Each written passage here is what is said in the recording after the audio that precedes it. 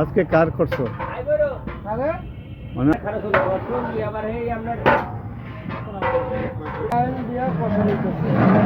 খিচুড়ি হবে না?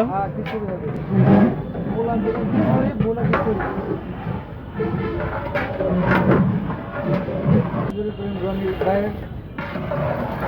2000 থেকে 3000 লোকের জন্য ইফতার করছে। এক মাস ব্যাপী গরিব দুঃখী যারা আছে সবার জন্য ধনী ভাই এক মাস ব্যাপী ইফতার 2-3000 লোক প্রতিদিন আজকে 2000 পর 2000 প্রতিদিন এভাবে করে বাইরে দেবো। পরবর্তী নাম বলি জানতে তো নারা দাও দাও আপনারা